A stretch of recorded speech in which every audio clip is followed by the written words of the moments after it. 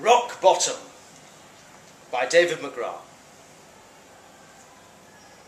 Edwin feels he is a no-hoper, a lost cause, a rock-bottom dweller, hateful, spiteful and cynical, a misanthropic, talentless wretch with no redeemable qualities, forged from the dreadful ends of the world's cruelty and pain, destitute and barren, unsung, unwept and unloved. His writing career has not gone as planned. By the age of 36, he should have won the Booker and then publicly rejected the prize on the grounds of its commercialism. He's nowhere close. He writes his epitaph. Here lies Edwin Nicholas Shoemaker, fat failure. He makes for a pub. Any pub. The grottier the better. The establishment he chooses is a hellscape of uncultured cretins, a rabble of cutthroat swine and debauched, feckless harlots, going about dull days on narrow horizons in a paint-peeled, carpet-stained, stale-smelling shithole. There would be no talk of Beckett here, no discussion on Sylvia Plath, no comparing and contrasting Keats and Yeats. The tinsel-adorned rabble care only for double brandies and warm ale, while carolling along to Last Christmas by Wham. It is perfect, and no more than he deserves. An ale, he demands of the bar wench, without a please. He's spent a lifetime trying to please, and it has got him nowhere. He is a drinker now, a washed-up, never has been, imbibing his cursed consciousness to the bottom of a glass. However, the glass size is not satisfactory. He will never be a washed-up alcoholic by drinking such small libations. What is this? It's a pint of ale, love. Don't you have anything bigger than a pint? I could get you the mop bucket. The wench gets a laugh from the rabble. Edwin is disgusted. And another, he roars after taking his first sip from the measly pint. Pace yourself, love, the wench says. I cannot. I want to pickle my liver and die unsung as soon as possible. Is that so? Just bog off! Edwin shouts at her. A table of bald, ne'er-do-well behemoths with oversized jaws ask the wench if everything is okay. I think he needs to be shown the door, the wench says. The ne'er-do-wells pick Edwin up from his stool, then use his head to bash open the emergency exit door. He receives a kick in the arse for good measure and told not to come back until he's learned some manners. He feels like Christopher Marlowe in his final tavern brawl. This new, dumbed-down, low-life world of fists and fury is exactly where he wants to reside. Perhaps he could procure a daily beating from the ne'er-do-wells until he learns to handle himself. It would be like growing up, living fast and dying young on the mean streets of Marylebone.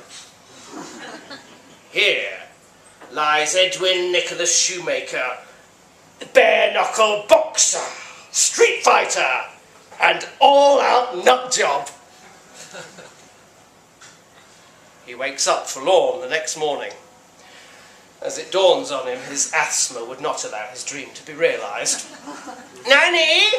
He shouts from bed. Nanny! Good morning, Edwin, says Nanny when she finally arrives with his chamomile.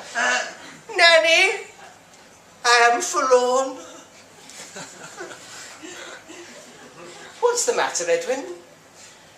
I am a no-hoper, Nanny, a lost cause, a rock-bottom dweller, hateful, spiteful and cynical, a misanthropic, talentless wretch with no redeemable qualities, forged from the dreadful ends of the world's cruelty and pain, destitute and barren, unsung, unwept and unloved.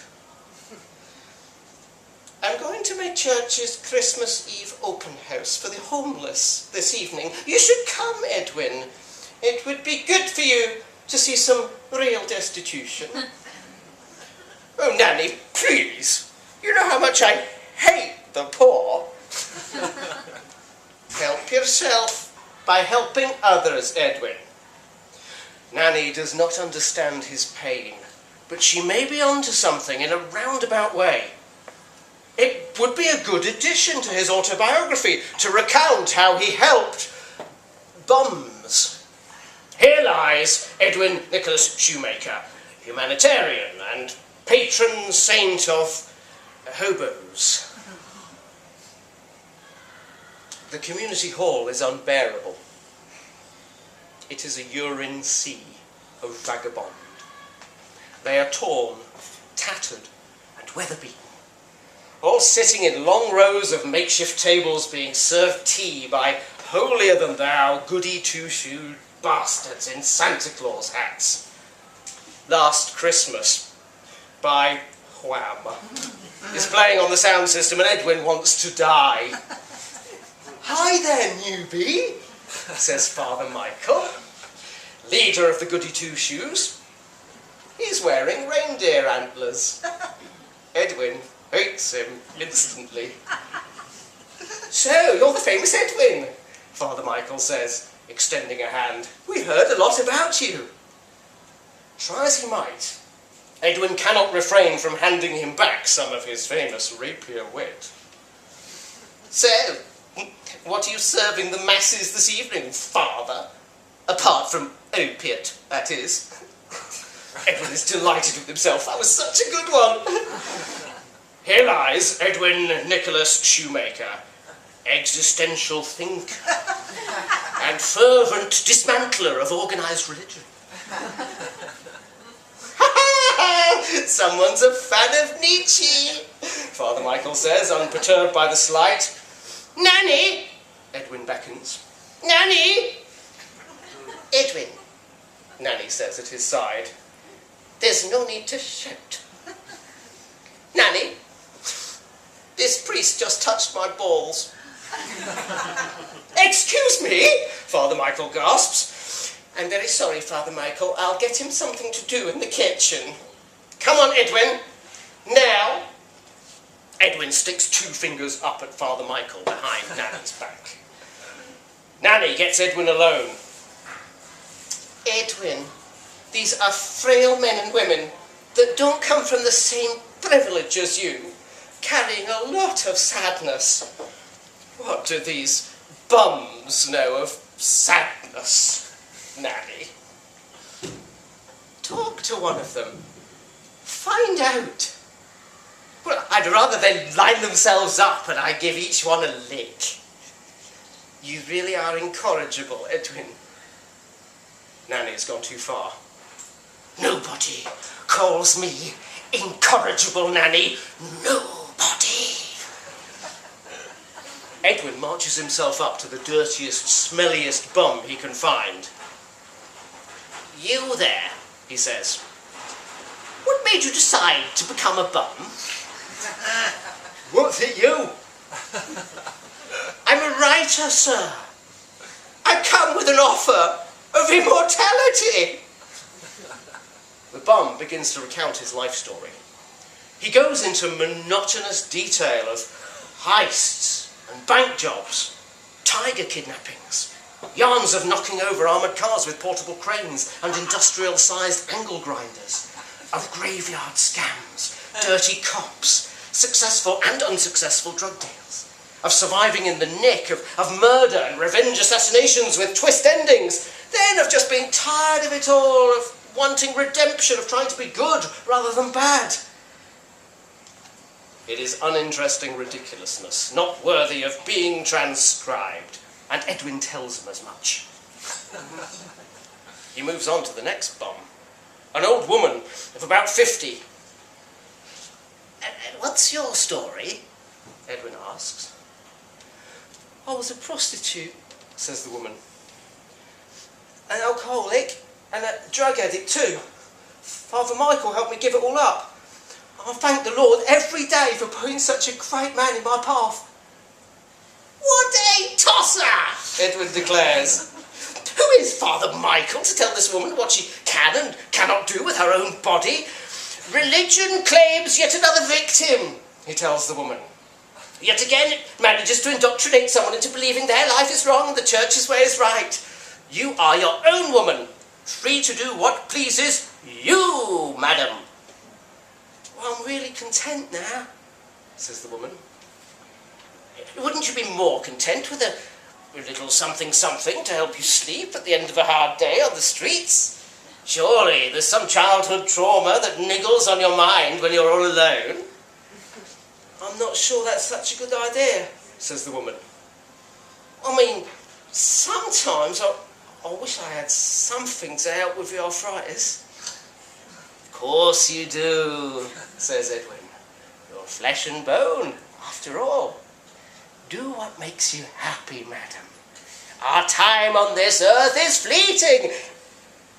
And I do believe that we happen to be under some mistletoe. Edwin throws her his famous come hither lip curl. Would you like some company? The woman asks. I could provide that, I suppose. Edwin slips the woman a 50. And they make for the disabled toilet. Here lies Edwin, Nicholas, shoemaker, lady killer, and pimp extraordinaire. Afterwards, the woman runs off to procure medication to help with her arthritis. And Edwin starts to feel pretty damn good about himself. He hands out £50 notes to all of the bums on the condition that they use it to do exactly the opposite of what Father Michael tells them. He tells them that they are Father Michael's dancing bears, his caged monkeys, whose sole purpose is to help Father Michael and his goody two-shoed sycophants feel better about stuffing their fat faces with truffle. That's it! Fly! Fly, my pretties, fly! He shouts as he throws out the cash. That's enough, Edwin, Father Michael says at his side. A £50 note will not solve these people's problems. Begone, turbulent priest! Edwin shouts. Edwin! Nanny says, but Edwin cannot hear her, for he is on a different plane of consciousness now. He is consumed with purpose. He is a juggernaut of resolve. Father Michael and the goody two-shoed bastards pick Edwin up by the arms and legs, then use his head to bash open the emergency exit door. He receives a kick in the arse for good measure and is told not to come back. That's right! Cast out the truth-sayer! Your time will come, you bastards! Your time will come! Edwin sits down on the footpath. He feels dizzy. His noggin has taken quite the hammering in the last 24 hours. Jesus sits down beside him. Hello, Jesus, Edwin says. Happy birthday. Thanks, Edwin, Jesus says. How's it all going? Edwin tells Jesus everything. All about the drinking and the fighting, the cheap sex and the disabled toilet, the falling out with the only person who actually loves him, about abusing the church, about feeling lonely and betrayed, and the hatred he feels for the goody two-shoes and mankind as a whole, about how he tried to make things good but only made them worse, about feeling that the years are slipping him by faster than he can get a handle on, and about how he fucking hates Wham. Jesus thinks on it all for a moment. Christmas, he shrugs. Come on, let's go and score some coke.